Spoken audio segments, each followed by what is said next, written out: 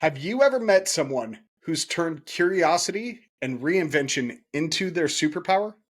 Today's guest, Joe Hungerman, has done just that, starting in supply chain, exploring fields like psychology and criminal justice, and finally landing in the world of agile technology.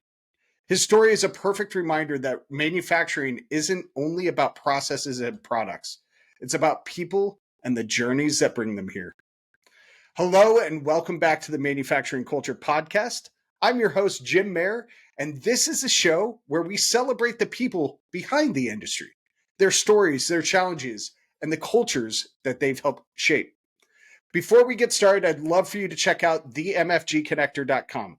That's where you can find all of our past episodes, other resources, and updates. Plus, we're also on LinkedIn, Facebook, Instagram, and TikTok.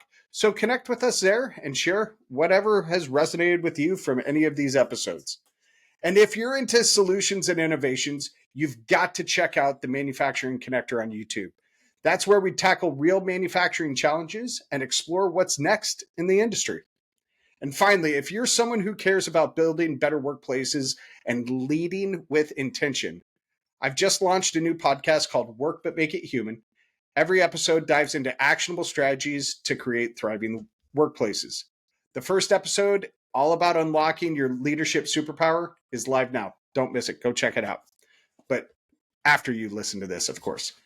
Now, let's dive into today's guest, Joe Hungerman. Joe's career has been anything but linear, and that's what makes it so powerful. He started in supply chain management, mastering the worlds of manufacturing and healthcare. Along the way, he explored fields as diverse as psychology, criminal justice, and accounting, which gave him a perspective you just don't see every day. It was in the supply chain world that Joe discovered lean thinking, Six Sigma, the theory of constraints, and Deming's philosophies. Those ideas lit a fire in him, a passion for continuous improvement that eventually led him to pursue a master's in operations management. That degree opened the door to his next big leap, the tech industry. Today, Joe is thriving in a world of agile methodologies, blending his passion for improvement with the speed and innovation of technology. His story is about more than just career evolution. It's about what happens when you lean into change, chase what excites you, and embrace the unknown. So, without further ado, let's welcome Joe Hungerman to the Manufacturing Culture Podcast. Joe, welcome to the show. How are you doing today? I'm doing awesome, Jim. I'm so happy to be here. I mean, we had a really great conversation a few weeks ago, and I'm excited to continue that. We sure did, man. I love having those pre-interviews because they get me really fired up, and I it really reminds me why I keep doing this week after week, man. Like, this isn't a revenue generator for me. It's my chance to A, meet new people, and B, hear stories about the human side of manufacturing. And to me, that's like, the technology is cool. I say it all the time. The technology is really cool. The processes are really cool. But it's the people behind the processes and the technology that really get me fired up. So this is a perfect thing for me. Nobody else has a job opening for it, so I'm just going to keep doing it on my own. How's that sound? That sounds great, man. I mean, you hit on a really key point, the human element that gets lost a lot, manufacturing. And it's not just manufacturing. I've been all over the place. Even in healthcare, which is supposed to be completely human focused, you lose a lot of that kind of interpersonal relationship and human touch. Yeah, absolutely, man. Absolutely. So we're going to have a super exciting chat today. I'm excited for it. Joe, first question I ask all of my guests: what does company culture mean to you? Company culture is the company. I mean, it's so hard to put your finger on, and it's so hard to get right. Yeah. That you always run into situations where you have these big, huge enterprises that have been going on forever, and they lost their way when it comes to culture. Yep. And that's what I struggled with in manufacturing, especially because we had been using practices that were century old. And because of those practices were very rooted in only numbers, not the human element. And the culture got lost. Yeah. You know, you read you read stuff from authors like Jim Collins, who has a whole bunch of really good books on the subject.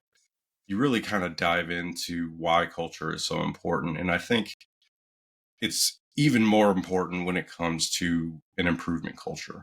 Yeah, You really have to have a good culture in place to have the trust and vulnerability and psychological safety, which is a huge buzzword right now all around it LinkedIn and is. everywhere else. Yep.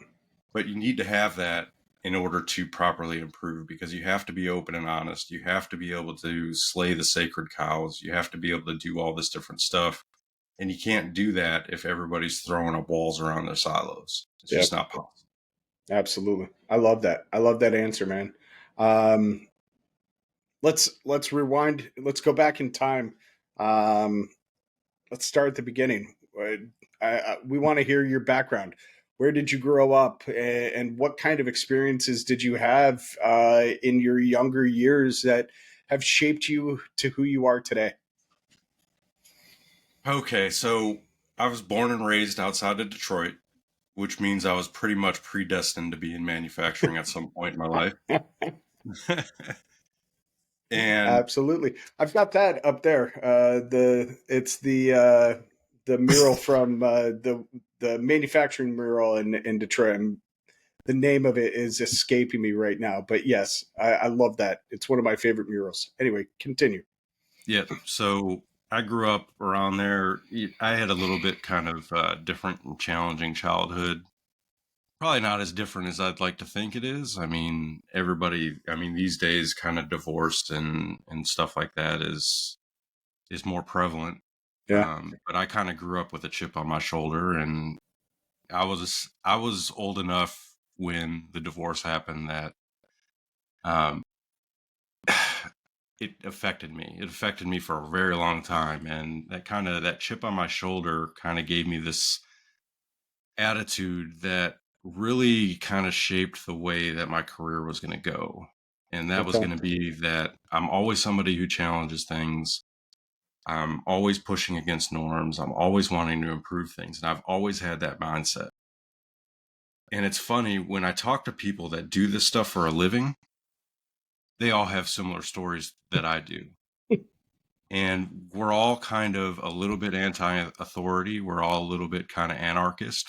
yeah, We're all a little bit kind of arrogant, yeah, because you have to be arrogant to think that you can change things in a company that's existed for 60, 70, 80 years.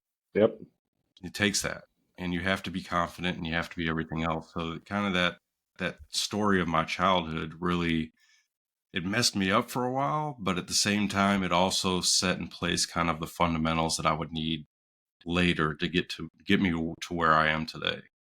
awesome.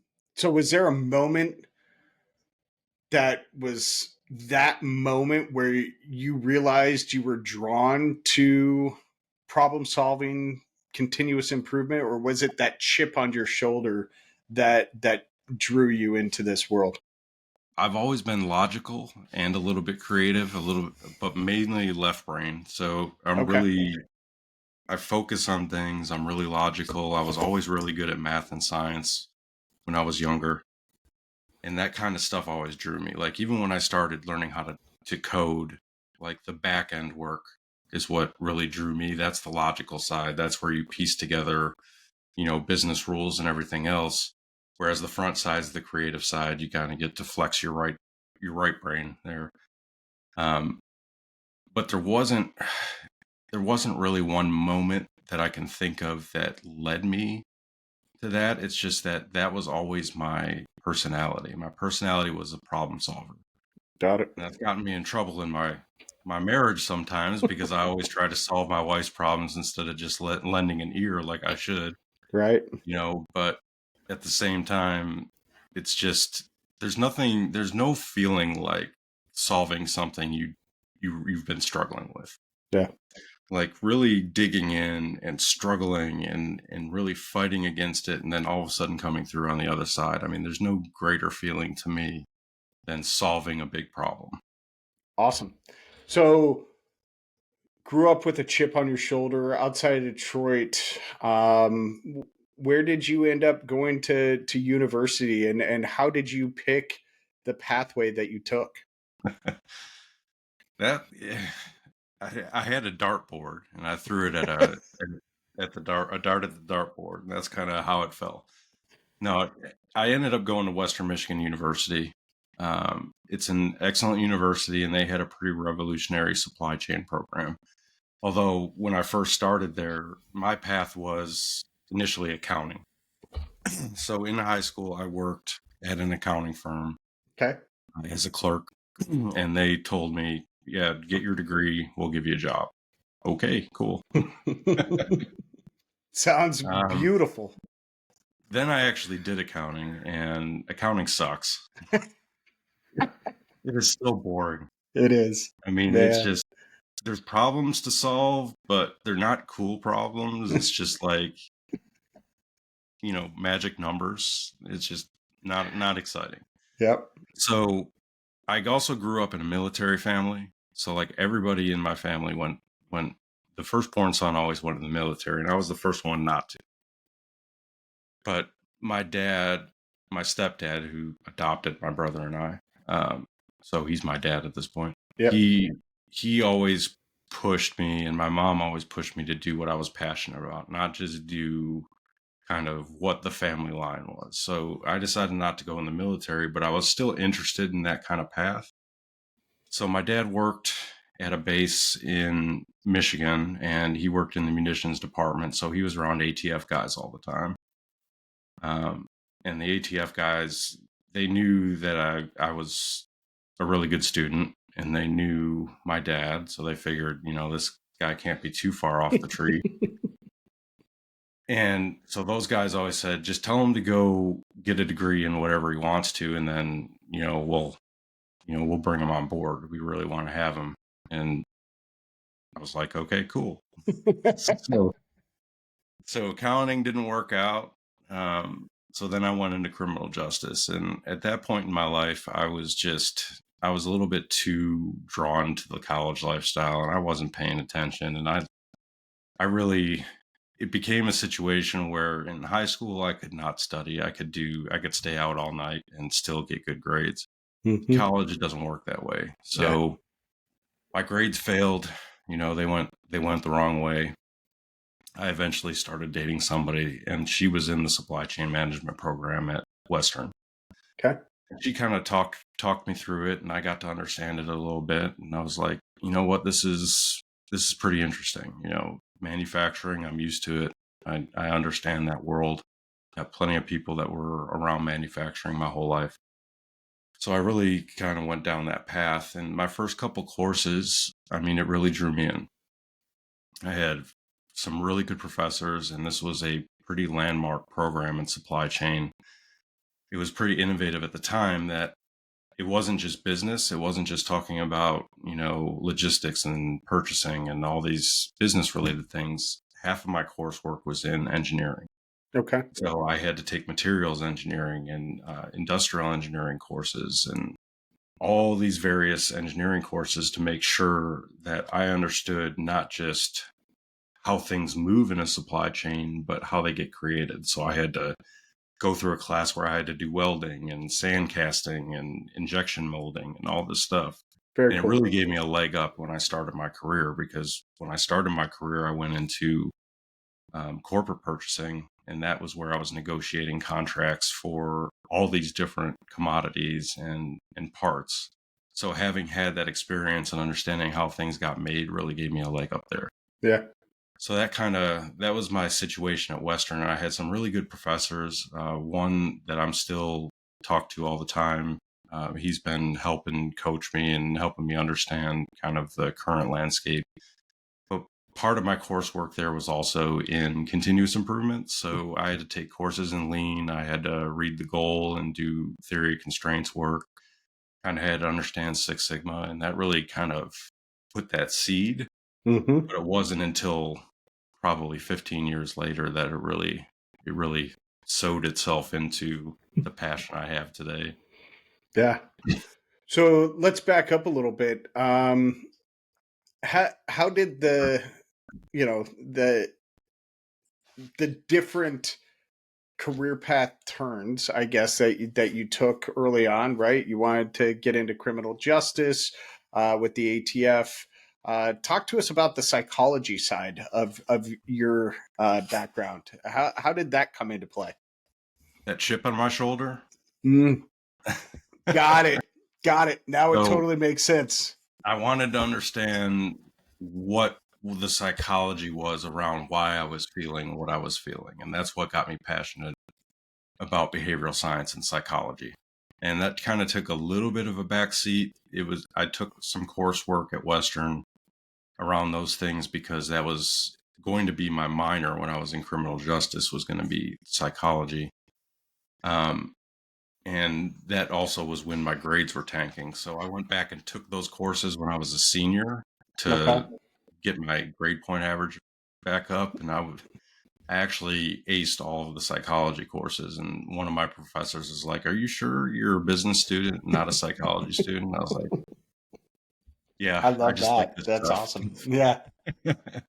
So, I went and did that. And eventually I went back to a community college in Michigan to get a certificate in behavioral science. So I took a bunch of courses, kind of aced all those. And um, to be honest, it's something that I really think most business people should do, study psychology to some degree, Yeah. because understanding how human interaction works, understanding anthropology, and understanding really what drives people really helps you understand and empathize with them as you're working through business, and really helps build, foster, and grow relationships. Yeah. Absolutely, man. I love that. That's that's your first mic drop moment.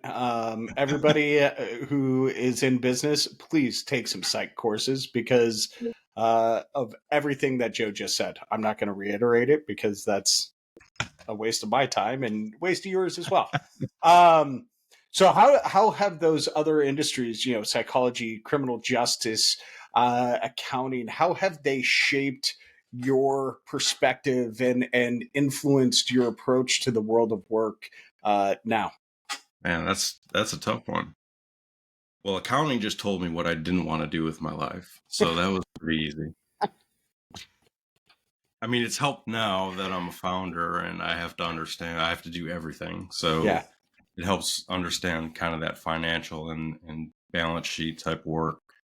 The criminal justice is really heavily integrated with the psychology. Okay. And it's also kind of helped open my eyes to bad behaviors. Mm, So, with criminal justice, you're studying a lot of the downside of psychology, not the good hmm. stuff. So you're Yeah. understanding the criminal mind, and understanding the criminal mind kind of opens up a whole new world and a whole new perspective when you're watching the news and see reports on different companies, or when you're sitting in meetings and you can kind of sit back and say, you know what, this guy, he's a leader in our company, but he's a little bit, psychotic, or Yeah. Sociopathic, yeah, egotistical, yeah, narcissistic, etc. Yeah. yeah. There's a lot of psychopaths in business. Yeah, And man. so, yeah, it's crazy. Uh, so talk to us, Joe, about uh, that moment. Let's fast forward back to where you had left off. You said that 15 years later, those principles, Lean Six Sigma, Deming's principles, theories of constraint, et cetera, all started to resonate with you a little bit more. Talk to us about that moment. So right around that time, my wife and I got married, and we both took on the challenge of improving ourselves and our careers. Okay. So we started listening to books on our commutes. We started reading books. We started doing courses. We started doing all this stuff to try to really take a focus on self-improvement. Mm-hmm. And that's kind of when I looked back at that continuous improvement stuff and said, you know what? The place I'm at right now could really use a lot of that work. And, we had been listening to these books again. I had just gotten finished with The Goal again, which is one of my favorite books. And at the same time, I had recently gotten promoted from a purchasing agent to a purchasing supervisor. So I took on the purchasing department. I had the the forklift drivers under me as well. So I really had a new perspective on things. I was used to doing the purchasing. I was used to doing negotiations. I was used to making sure things come in and out. But now I'm managing this group of people. One of them was a manager above me, not 3 weeks before I got promoted. Okay. He got put under me. So it was a really interesting situation. So I said, you know what, I'm going to take my new passion of personal development and really try to reinforce this with my team. So we started reading books together. We started listening to books in a room together, and eventually other people in the company caught wind of this and they wanted to join. So the manufacturing engineering manager was like, yeah, I want to do that. Cool. So he would come join our sessions. We would all have kind of these reading clubs and sit in there and discuss it and how we can improve the current operations. And that's where what sparked my passion again. It wasn't just about me. It was about this group of people in this community, this small community in this one company wanting to improve things, and being part of a community like that is a really special feeling. This is also around the time I started really reassessing my own personality and really deeply reflecting on how I was acting as a person, and I wasn't happy with it. So I tried to focus a lot more on emotional intelligence and really focusing on being empathetic and really laying the groundwork of these soft skills that I would need to combine with this knowledge of continuous improvement to actually try to have an impact one day. Yeah. I love that, man. That's awesome. So when did the master's degree in operations management come about, and how did that open new doors for you? That happened about the same time. Okay. So I started the master's degree in 2017, and I started a second bachelor's degree at the same time. So I was a little bit of a glutton for punishment. Wait, hold on, Joe. How many degrees do you have, including certificates at this point?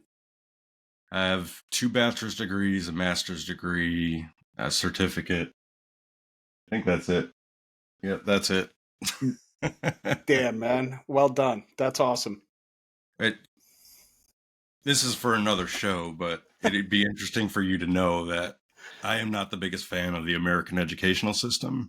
Okay. And most people are surprised to hear that. I would rather see people go through an apprenticeship program than go directly into university straight out of high school. I think it's a lot of wasted money and a lot of wasted effort. But again, that's for another show. Well, then we're going to have to do a part 2 because I love that topic, and we could talk for hours about that. So we'll save that for a part 2. Okay. Sounds good. So I started this master's degree at University of Alabama, and I started a second bachelor's degree in health services administration at Baker College, both of them online. The health services administration was because my wife and I were planning roots in Nashville, and Nashville's like the healthcare capital of the country. Yeah. I mean, the 2 largest for-profit healthcare organizations are in Nashville. The largest not-for-profit healthcare organization in the country is in Nashville. And you have all these other different suppliers and sub-industries in healthcare. So it's pretty vast with healthcare. So I wanted to make sure that if I was going to set roots in Nashville, I'd be able to transition into healthcare pretty easily. Sure. So the combination of those 2 at the same time was pretty interesting, because then I got to think about operations, not only from manufacturing perspective, but from a healthcare perspective. Yeah.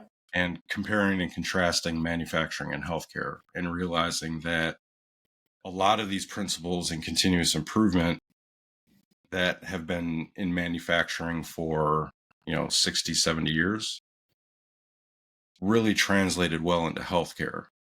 And I didn't think it was as well adopted in healthcare as it could be. Interesting.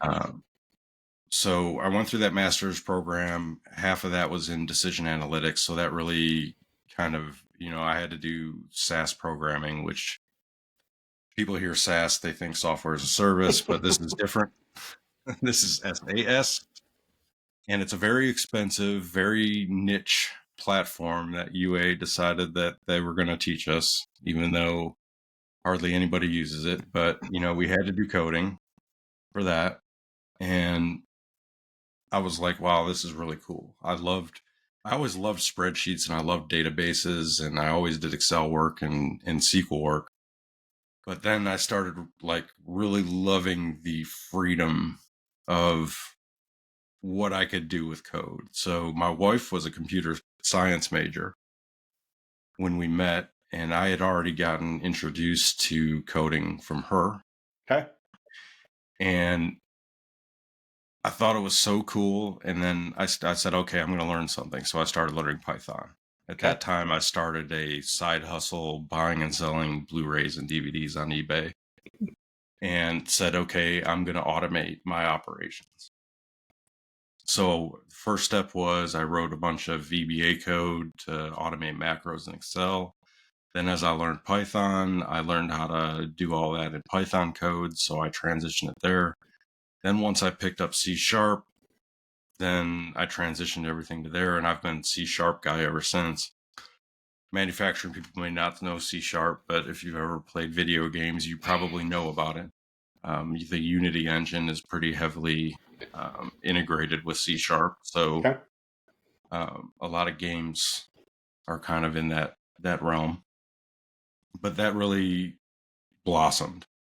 So I was in manufacturing, did the degree, got this taste for coding and tech, and said, okay, I want to do this. So I said, within 5 years, I want to be a business analyst. I figured that was my platform to leapfrog from manufacturing to tech. Also, in the studying I was doing with continuous improvement, that naturally led me to Agile and Scrum, which comes out of the same Deming tree that Lean Six Sigma and everything else does. Mm-hmm. So I said, okay, I can carry this knowledge and passion over to tech and see how that goes. So my 5-year plan, I actually made it in 2. Wow. So yeah, so I went from manufacturing. I was a master data analyst for 2 years or 3 years. Sorry.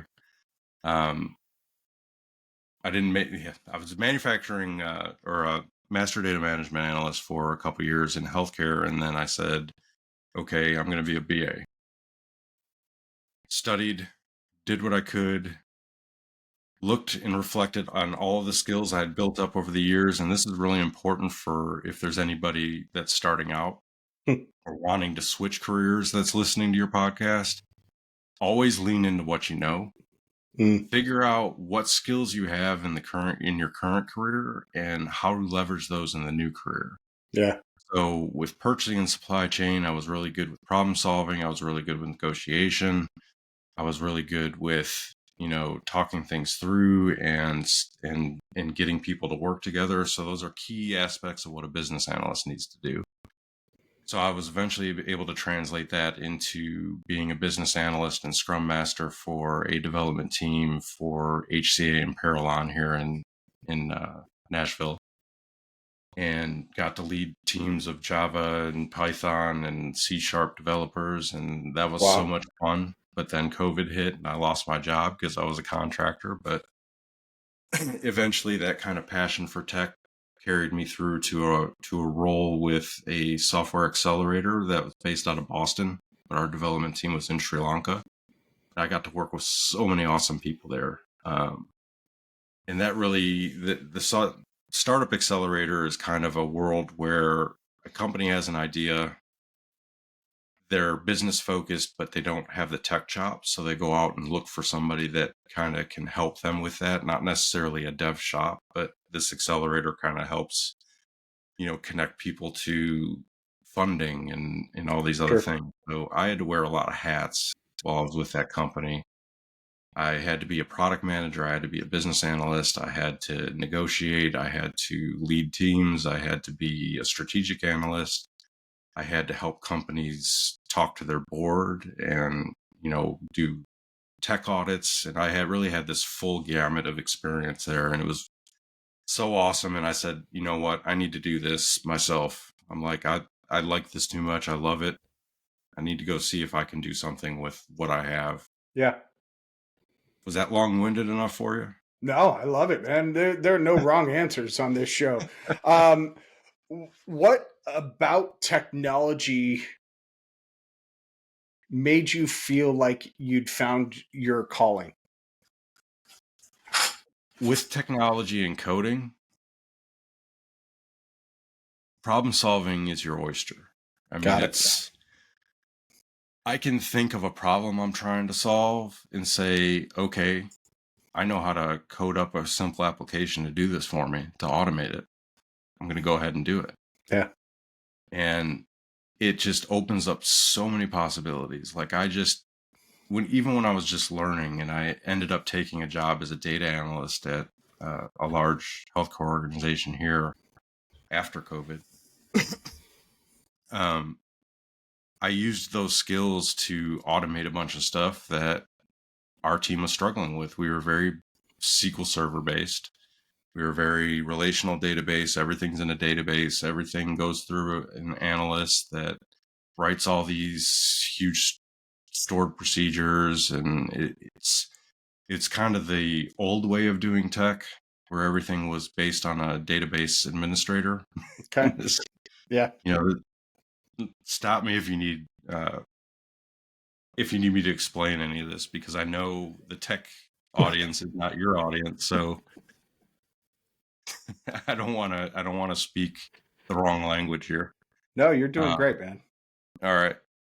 So just being able to take that code and solving the problems I needed to on a daily basis made me more efficient, made my teams more efficient. Yeah.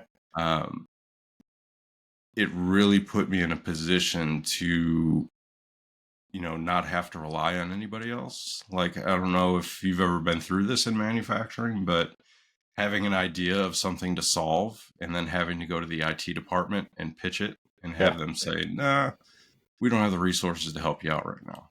Well, Yeah. I can do it myself. Yeah. Absolutely. I think there will be every single listener out there will be able to relate to that story because everybody people are in manufacturing because they do love solving problems, right? That's a similar thread Yep. with your story there. And I mean, I talk to machinists and welders and assembly people all the time who have solutions to problems that their organization is facing, and they have to run it up the chain. They can't just implement it, right? So Yep. I know that everybody listening right now is able to relate to that 100%. Well, I think academia is picking up now too. Like, one of my favorite professors, Dr. Shima Kirkovic at Western, I still talk to him a lot, and he understands what my path was and that I've kind of transitioned away from supply chain now into tech. And we have conversations a lot, and I help him, understand the benefits of them teaching like Python and stuff in their course load, so that I think these skills are really going to be baseline going forward. I know we have this big AI revolution right now, Yeah. and everybody's saying coders are going to go away, coders are going to go away. Well, I don't know if anybody's truly tried to develop with code yet, but it messes up a lot. Does it? Yeah, it messes up a lot. And it doesn't always structure everything the way it should be to work the most efficiently. So I think we're many, many years away from AI just being the panacea of it fixes everything. Yeah. And I really think it's core baseline skill set for people to have now coming out if you're going to be doing any type of analysis work, any type of back office work, that you really need to understand the basics of coding, so that if you do run into something where you're doing the same monotonous task over and over again, you can sit down and say, okay, this is simple enough. I can type up a quick program to do this for me every day, and then free up your time. Yeah. I'd agree. I love that idea. Joe, tell us about where you are now. We see the logo above your head there. How did that come about? I put that logo up there so everybody just thinks that I'm watching them. And one of my advisors said when I first saw that logo, it creeped me out. I was like, okay, well, good. then it's memorable. Yep. No such thing as bad press, right? Yep. So the company I started is called CI. So it's spelled out. So SEE/EYE, which is a clever play on words for C/I for continuous improvement. A lot of people don't pick that up right away. I ended up having to explain it because I think I'm an eye care center or something. I love So that.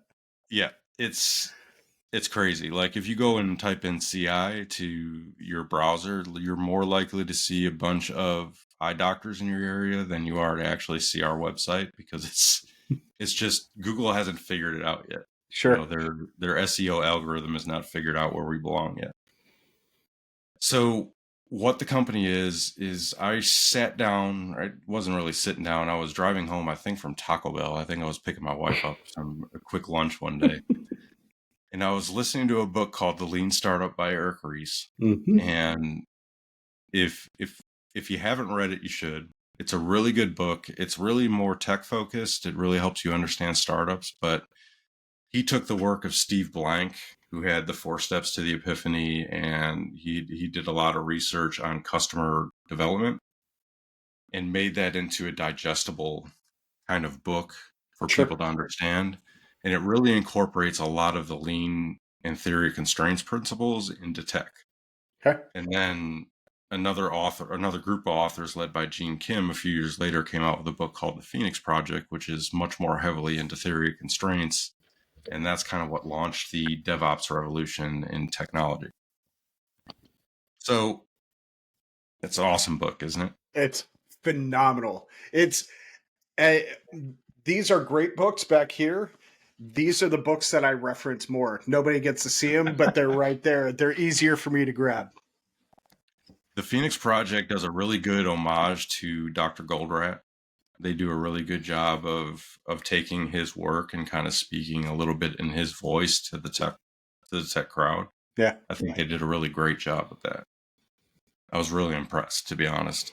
So I was listening to the Lean Startup, and I started reflecting back on my career, Okay. not only as a career in supply chain and manufacturing, but also my career in healthcare as a business analyst, as a product manager. And I said, what were the things that I struggled with? Mm. And there were 2 branches of this, and they were both related.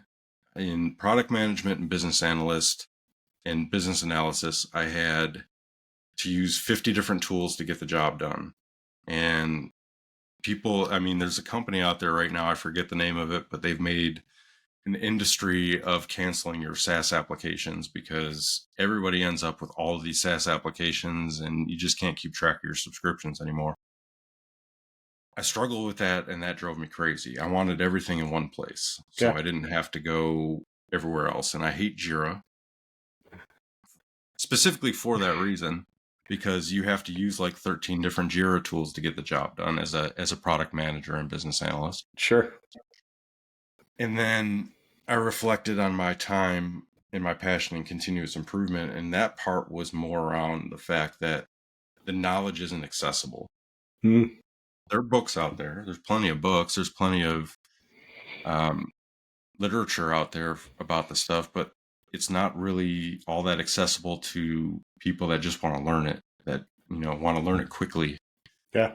There's not as many, massive open online courses about Lean and Six Sigma. You have this cottage industry of consultants out there that have all these specialized Lean Six Sigma belt programs that they make a ton of money off of. And, to be fair and to be honest and open, Scrum and Agile had this problem too, where consultants just took certifications and made them worthless. Yeah. And I think in a lot of cases, the Lean Six Sigma industry is doing the same thing right now. The knowledge is good to learn, only if you can apply it. Mm. And I didn't know anything out there that helped you learn that wasn't several $1,000s for somebody. to be able to pick up and learn this stuff. I read 4 books at a time, but no, not everybody is like me, very Right. rare, you know, so people have lives and they have kids and families and they don't have time to read books to get all this information. And once you have the information, you have to figure out how to apply it. Yeah. I read all the Lean Enterprise Institute materials, and I read The Goal, and I read The Machine That Changed the World, and all these bestsellers, but they don't really tell you how to apply it. They Yeah. just tell you about it, which is okay. It's great to know, but really, how do you implement this? How do you build out a Hoshinkanri strategy and use all these fancy Japanese terms that annoy a lot of people? They don't tell you how to do it. Yeah. So I said, okay, I want to build a platform that lets people, that democratizes this information, lets people learn about it if they're interested in it, and then gives them a way to apply that knowledge. And, I love that. if they don't need to learn it, if they've been doing this forever, it gives them an application that really gets rid of the fluff. What we're trying to do is make it a very smooth user experience, very easy to pick up and learn, and not bloat it with a bunch of crap that nobody wants. Everybody ends up paying for all these features that you don't use. Yep. And I didn't want this platform to be that. My experience in tech and understanding the perspective of a customer and a user, what would I want as a user? Well, Jira drove me crazy because it would have all these features that I would never need to use, and I would have to go searching for hours for the feature I did want to use. And it's just anti-productive. Yeah. I get that. So, Joe, what has continuous improvement? Let me ask that a different way. I'll start that one over. How has continuous improvement influenced the way that you approach challenges, both in your career and your personal life? I don't know that even continuous improvement did that, and I'm going to tell you why. Okay, perfect. What continuous improvement is nothing more than a retelling of the scientific method. Every continuous improvement methodology that's come out in the past century is rooted in the scientific method. That's why you see a lot of things. If you're following certain people on LinkedIn, you see a lot about scientific thinking right now. It's really going back to the basics. Even the most popular continuous improvement tool that's out there, most people know it as Plan, Do, Check, Act. Mm-hmm. It was originally Plan, Do, Study, Act. It's this circular notion where you plan, you do, you check, you act. Well, that's the scientific method. Create a hypothesis, test the hypothesis, understand what happened in your test, and then act on those results. Yeah. Either confirm your hypothesis or, create a new one, but it's always this iteration. And that's really what continuous improvement is. It's just this iteration cycle, not trying to bite off everything all at once, take small measurable steps and try to see what works, see what doesn't. Take what works, throw out what doesn't. Don't wait so long to get all this stuff done just to realize 8 months down the road that it's not going to work. You don't want to have that happen. You want to understand, you want to learn as fast as possible. And that's really where tech gets it right. And I think manufacturing has struggled. Tech has always had this move fast and break things mentality, but manufacturing has always been this slow, immovable object. And while all of this knowledge came out of manufacturing, I think it took the tech industry to show that you could really iterate this stuff so fast. In Lean, you have this concept of Kaizen, which is small incremental change. And that's really the core driver of what made Toyota successful, was this concept of Kaizen. You really have to take that and run with it. What happens is companies try to implement these methodologies and they bite off way too much at the same time, at one time. They don't do this continuous, rapid, incremental testing that really is what you need to get that culture in place. Yeah. So for the high schoolers that are listening, because I know we have a couple of them out there, a couple of high schools that listen, to the show in class. Um, when you the next time you ask your science teacher, when am I ever going to use this again? Joe just gave you your answer. So make sure you pay attention to Joe. Joe, everybody looks to make their mark in this world, right? And legacy is a big part as we age and generations get older, right? I want to know what are you hoping to achieve moving forward? You're a super bright guy. You're changing perspectives. You're changing minds and hearts. What are you hoping to achieve moving forward? Well, first, you flatter me. I think you're giving me a little bit more credit than I deserve. But Man, I thank you. call him like I see him. We've talked a couple times on Zoom calls, and you're a very very smart dude. Well, I appreciate that. What do I hope to achieve? Honestly, what I want to achieve is to make continuous improvement a way of life for people and really give people the tools to move the needle on their company culture. Awesome. Company culture is the hardest thing to get right. We already talked about that. It's also the hardest thing to change. Yeah. And what I really want to do, even though I'm relatively cynical when it comes to business and when it comes to our capitalistic society and everything, there's some element of leadership needs to want to change. But at the same time, I want to give people the tools and the ability to open those conversations with their leaders so that they can start making improvements, not just to line A or nursing station B, but to their culture as a whole and really start building a community. Awesome. It doesn't have to be a family. I think that gets thrown around way too much. Your work is not your family. Nope. Because not everybody likes their family. I hate it when companies call themselves families, right? Unless it's literally only family members that are in there, don't call yourselves a family because not everybody likes their family. And for you to call yourself a family, that's the people you don't get to choose. You choose to go to work. Yeah. So anyway, I'm sorry. I could have just completely gotten on a soapbox there. I pause. Not to mention, I can't fire my family. Yeah. And you can't hold your grandparents accountable. I use this example all the time when people are like, "Oh, we're a family." I'm like, "All right, great. When's the last time you hold your grandpa accountable?" Doesn't happen.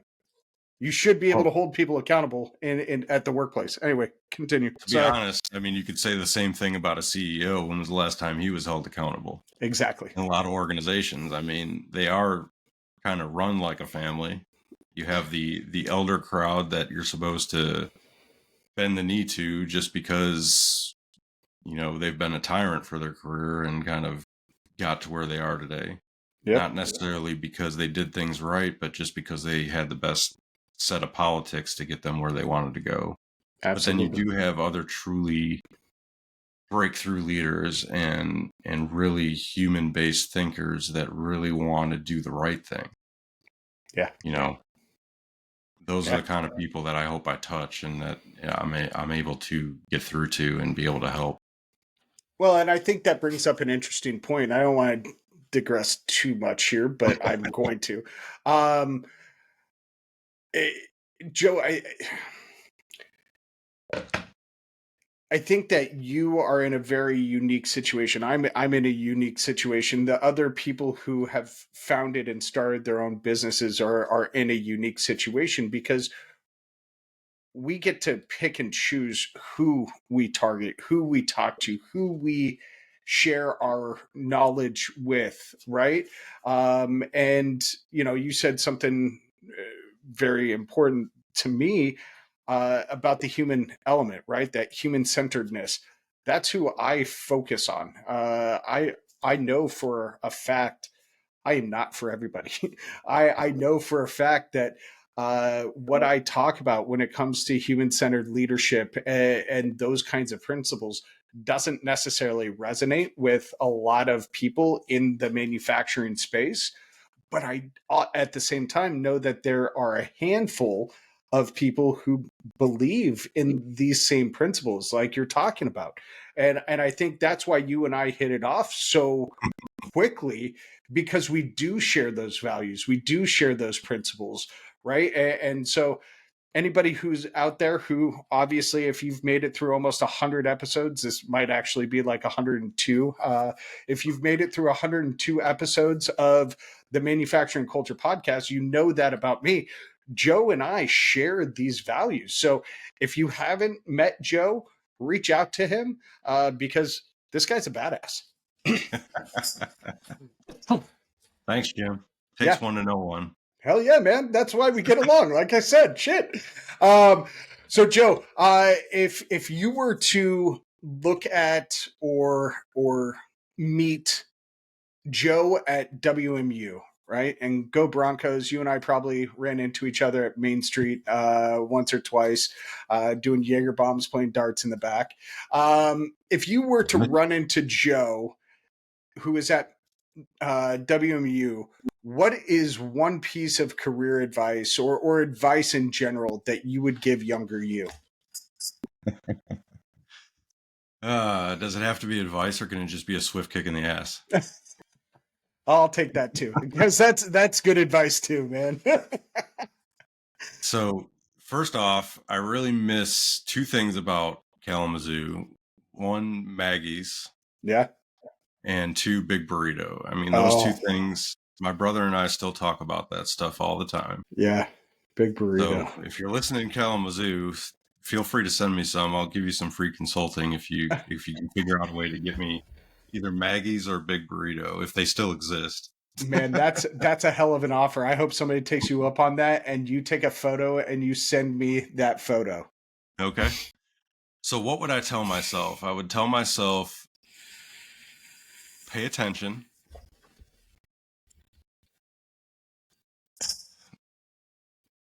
Figure out what you actually want to do with your life before you make any final decisions. And that is going to lead me down the path of my problem with the educational system again. But it took me so long to find my passion because I started out and went down all the wrong paths and was kind of felt like it was,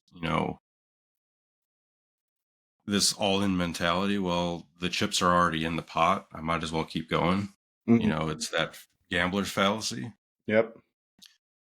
And I didn't give myself the space to really pay attention, to really focus, to really realize that, yes, have some fun, but also lock down and make sure you understand what you want to do with your life, because college can be a great experience and can be a lot of fun, but it can also be something that sets you down the wrong path.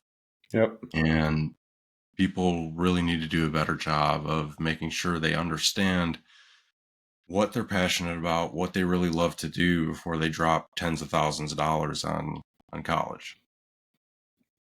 Yes.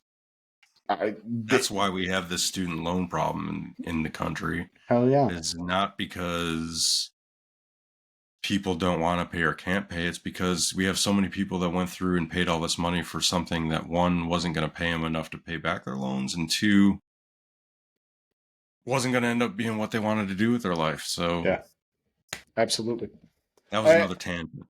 Well, I'm gonna stoke the fire here a little bit. I also, we put kids into a box when they start about in kindergarten, when we ask them to draw a picture of what they want to be when they grow up.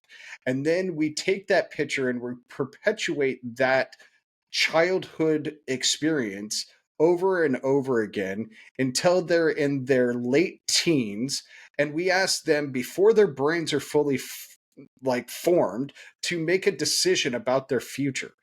Yep. And so we condition children from about the age of 4 or 5 to go into work and choose something without having any fucking knowledge about what the world holds.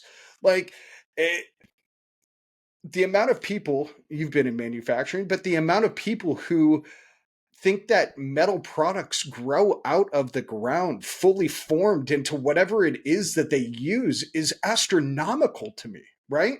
Yeah. And the industry I've been in for 20 plus years does a great job of trying to get younger people interested in it, but we still have this perception problem out there, right? And I don't even think it's really a skills gap. I think it's a culture gap. I think we haven't done a great job of saying, "Hey, you like supply chain, there's a place for you in manufacturing, right? But let's create an environment that that supply chain professional wants to come work in." My wife's in the law field. There's We need law in manufacturing. Bring people, but that doesn't happen. We don't do that. So yeah, I'm going to stoke your fire. Continue on your rant, because to me, I agree. I dropped out of college the first time after one semester because to me it was a complete waste of time. I thought I wanted to be a fucking anthropologist, Joe. And to me that sounds awesome, right? Going into the bush and living with other cultures and learning about the people, that sounds awesome. I was going to have to do like 12 years of university to get to a point where I'm still a barista in the daytime and then writing research papers at night. And I don't actually get to go live in the bush because, like, a half of a percent of people who graduate with anthropology degrees actually are able to do that, right? Yeah. So I dropped out of school. It took me a lot of years and a massive kick in the pants from a woman who then became my wife to go back to school once I had my shit figured out, right? But I was 30 years old when I went back to school. I wasn't Yeah. 18. My brain was fully formed at that time. So we've got to stop putting these kids in boxes from the time that they can draw and write their own name into careers that will not be beneficial for them in the long run. Sorry, I just stole your rant, Joe. That's completely my bad. But obviously, you hit me on the funny bone on that one or something, man. I agree with you wholeheartedly. I think your listeners are going to get confused when they see this video because they're going to hear you speak and they're going to see me with the bigger beard. And they're going to wonder, why. Yeah, yeah. For clarification, the beard is growing back. We are 1.5 weeks post shaving the beard. It is on its way back. By the time this airs, Joe, which will be hilarious because this will be out like 4 to 6 weeks from now, my beard will be back to where yours is now. So it's a wild transformation. But no But worries about stealing my rant. I mean, you said about 100% of the stuff I would have said too. I mean, we do put people in a box. The reason why the drinking age is 21 is specifically because the brain isn't fully formed yet. That's right, why it switched from 18 to 21. So we throw all these kids that, are just wanting to rebel and wanting to drink and wanting to do whatever and experiment, and they're not ready. no, And you want them to sit down there and spend all this money to build out the career that they're going to have in the future, and they're just not mature enough to handle that. yeah, I mean, I remember when I was standing in the commencement line at UA for my master's degree. I'm standing there with all of these 21-year-olds that are getting master's degrees. And I'm like, what the hell have you become a master at? yeah, How can exactly, you have a master's degree at 21? You don't know how the way the world works. I yeah, wouldn't know what the hell to do when I was your age. There's no way a master's degree can help you. yep, agreed, And the problem is companies eat this stuff up.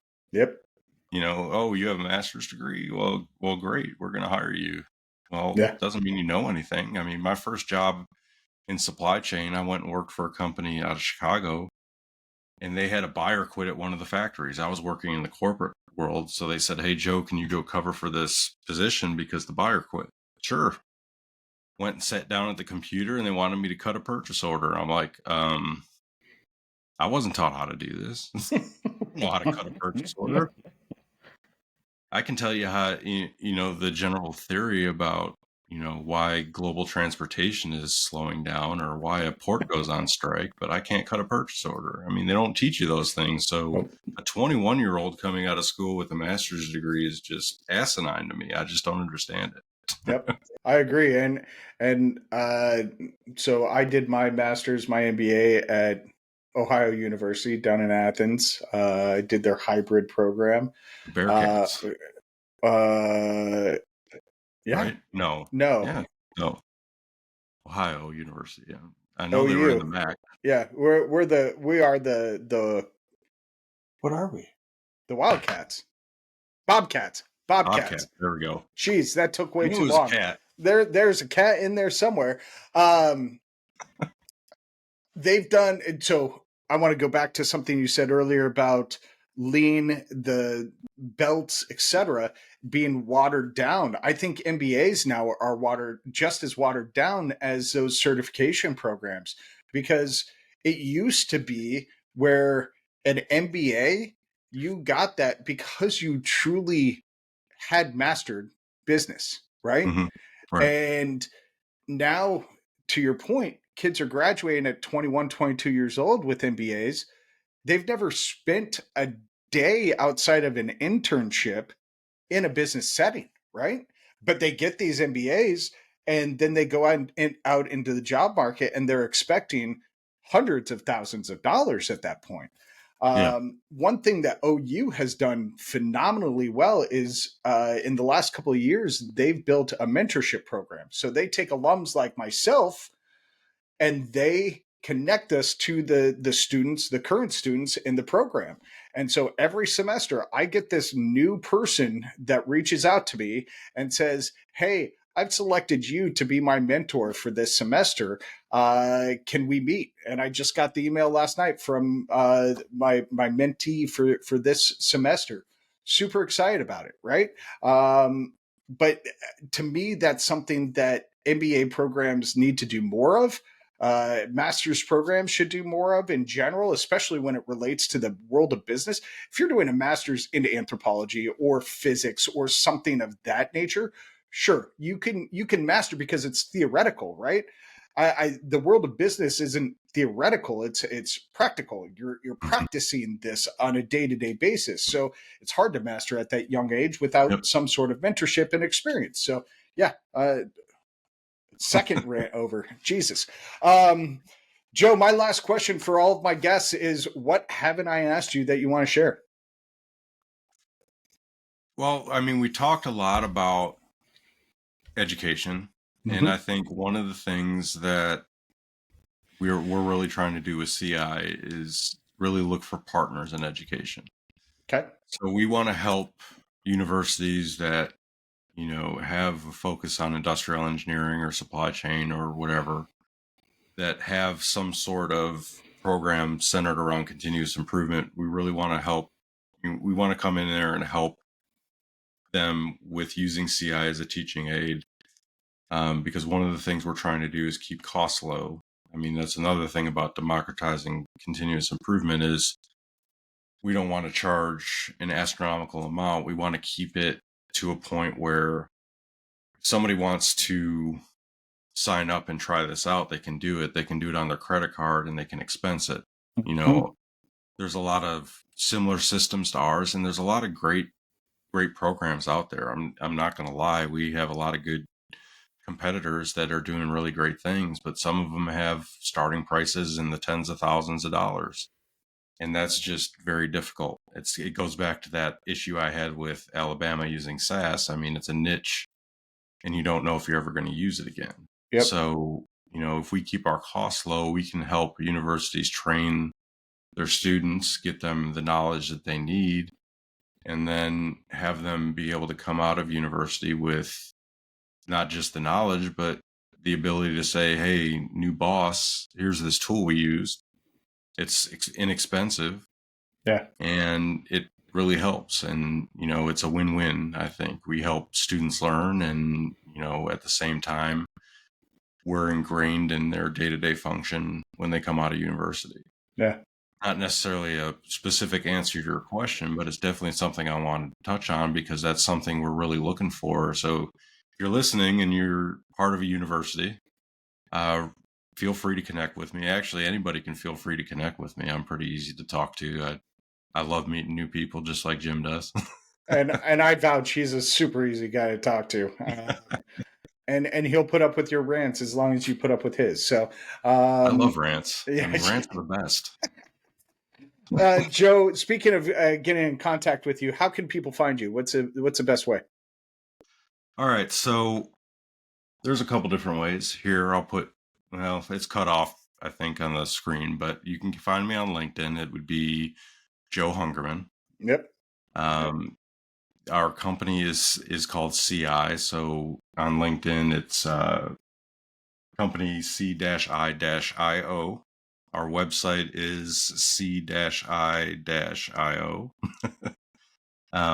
It's a little bit harder to really get that across when I'm talking if somebody's listening to this and not seeing the video, because CI is confusing in that respect.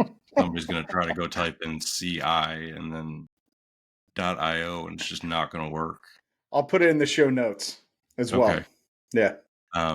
But yeah, I mean, LinkedIn is where I spend most of my time if I'm online. I have a presence on Facebook and Instagram and everything else, and you can try to reach me there, but that's going to be challenging, especially with my disdain for a lot of the other social media platforms. Oh man, we're gonna have a great part 2. We're gonna tackle education and we're gonna tackle social media on part 2. As long as we can, just lay into Zuckerberg and Musk, Done. I'm all for it. Done and done. I just saw today. I think it's Pedro Sanchez is his name, the president of Spain, talking about how we hold restaurants accountable when restaurants make people sick from the food they eat. Why don't we hold social media companies accountable for harming individuals the same way we do restaurants? And man, like I got goosebumps all over again because that's a powerful fucking statement. I love it. It is. It could send me down a very ranty political path, and I just don't want to. I don't want to alienate. We'll save my that for new part 2. friends. We'll save Yeah, that for I don't part want 2. to alienate new friends yet. I love it, man. Well, Joe, I appreciate you being on the show today, man. I appreciate your perspectives, who you are, and what you bring to the table, and what your mission is, what you're trying to achieve with CI. It's really important, and very very thankful that you reached out on LinkedIn, and that we've connected and become fast friends. So thank you. Yeah, man, this has been so much fun. I mean, I hope I get a chance to do it with you again. Oh, Um, there will be more. I mean, it's a great platform, and at the end of the day, you asked me, what do I want my impact or what do I want my legacy to be? I just want to provide value to people. So I hope that your listeners got some sort of value out of this. If not, they're welcome to rant at me on LinkedIn and tell me why I suck. But hopefully they got something out of this conversation. I would find it hard to believe that somebody hasn't taken one thing away, because you've had a couple of amazing mic drop moments. Folks, that's a wrap on another episode of the Manufacturing Culture Podcast. Joe's story is awesome. Chip on his shoulder, making change, discovering a whole new industry that was parallel to his own, and now starting something phenomenal with CI, to help democratize that notion and concept of continuous improvement. I love everything that Joe's about, and he and I personally haven't even gotten into politics yet, but we're going to, probably after I stop recording, because I'm super interested to hear some of his stuff. But we will do a part 2. So if you are excited about that, please make a comment below, or in the podcast platform wherever you're listening to it on. Joe, thanks again for sharing your story with us. It's been a privilege to have you on the show, and for everyone tuning in, thanks for listening or watching if you're on YouTube. If Joe's story connected with you, and then again, I would find it hard pressed to believe that somebody hasn't taken something away. I encourage you to think about how his insights might apply to your own path. What's a step that you've been hesitant to take that could open up new opportunities? That could be personal, that could be career based, but take a moment to think about what has been that hesitation. For me, it's self-limiting beliefs, and I'm working through those. For all of you, be sure to visit the MFG Connector for more episodes, updates, resources. Don't forget to follow us on LinkedIn, Facebook, Instagram, and TikTok. I'd love to hear your insights or your thoughts on this episode and your thoughts on education, your thoughts on politics. Bring it on. Pour it on me. Let's light some fire on this. If you've enjoyed the episode, share it with a friend, a colleague, your grandma, anyone who'd find value in Joe's story. He loves bringing value. If you know of somebody who would find value in this, share it with them. And it would mean the world to me if you would leave a quick rating or review on whatever podcast platform you're listening to us on. It rackets us up the charts. Every time you rate and review the show, it helps other people find us. Joe can probably explain why, but there's some sort of funky algorithm that I do not understand that rockets podcasts up the charts every time you rate and review. Finally, don't miss our new show, Work But Make It Human, and our YouTube show, The Manufacturing Connector, for even more stories, ideas, and tools to help you in your work and in your journey as a leader. Thanks again for being here. Until next time, keep growing, keep connecting, and keep shaping the culture of manufacturing. See you soon.